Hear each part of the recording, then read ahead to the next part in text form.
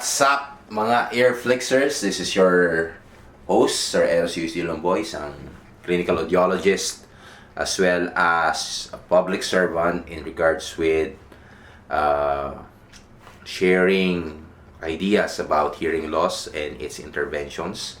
So for our vlog for today, we will be discussing management of hearing loss in adults. Okay? Pero bago ang lahat, I would just like to thank our subscribers, likers, and sharers of our channel and our page.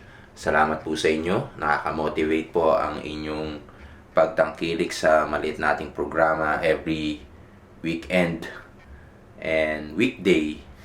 Kasi feeling ko itong vlog na to medyo late dahil medyo meron tayong ina-anticipate na work this coming week.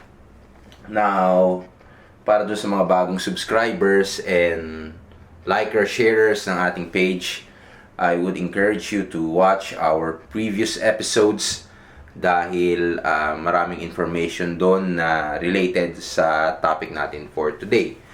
So, to begin with, last week we have discussed about hearing assessments in the Philippines. Now, paano naman ba yung management? Usually, pagdating sa management, it has something to do with a test that we have done to address to the hearing loss of the patient. Ano yun? Anong test yun? Walang iba kundi ang tinatawag nating pure tone audiometry. If a patient would go for a pure tone audiometry, kadalasan pinaplot ng isang audiologist or ng isang hearing care professional sa isang audiogram. Okay? Sa audiogram na yon, makikita natin yung detalye na kung ano ba yung type and degree of hearing loss. Okay? So, for example, pumunta kayo sa isang clinic at nagkaroon kayo ng conductive type of hearing loss. Ang management doon ay ganito. Usually, for the audiologist, we will refer you to an ENT specialist para maresetahan kayo ng gamot.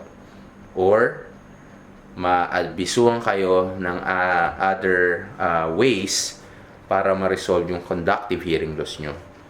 Tandaan, ang conductive hearing loss ay isang hearing loss na reversible.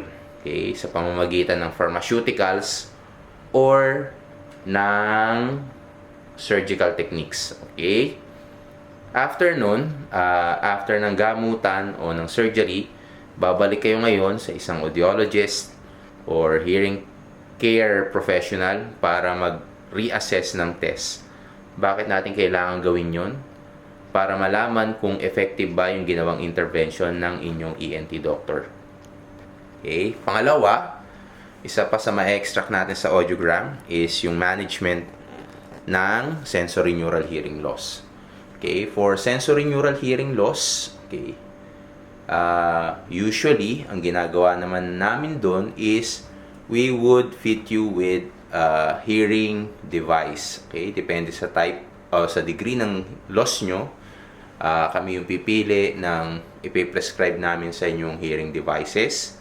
And then, always remember na yung hearing device, hindi siya katulad ng salamin, na pag sinuot mo yung salamin, instantaneously makakita kayo.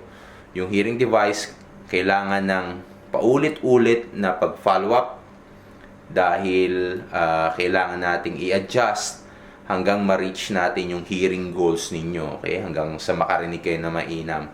Okay? So, it will take some time dahil may time factor tayong tinitignan na tinatawag nating acclimatization para mag-benefit kayo sa hearing device na gamit nyo o na pinrescribe namin. After fitting and also after follow-ups, i-refer naman namin kayo sa isang speech therapist. Okay? Sa speech therapist, mapapadali ang inyong pag-acclimatize dahil tuturuan kayo ng speech therapist kung paano effectively gagamitin yung tunog na naririnig nyo, okay, para walang pagbabago pagdating sa inyong speech. Okay?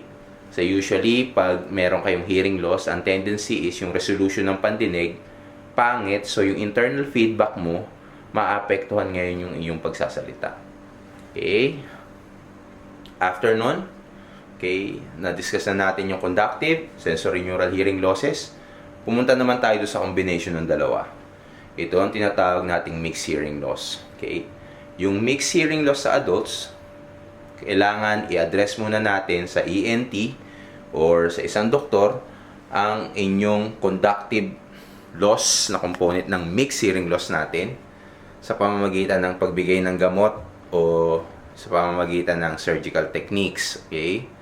After nun, if na-resolve na yung conductive issue nung ating hearing loss or nung ating mixed hearing loss, hihingi tayo ng clearance sa doktor kung maaari ba nating fitan ng hearing aids yung pasyenteng may mixed hearing loss.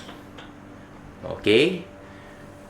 So, after ng gamutan at pag-fit ng hearing aids, syempre babalik uli kayo sa inyong audiologist para i-verify kung naging maganda ang intervention ng paggamot sa mixed hearing loss. So that's all for today's vlog. I hope you learned something new today.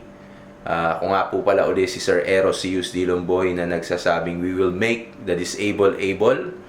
Paano natin gagawin yon? Alam nyo na guys, kundi i-share, i-like, mag-subscribe at clicking that watch party now.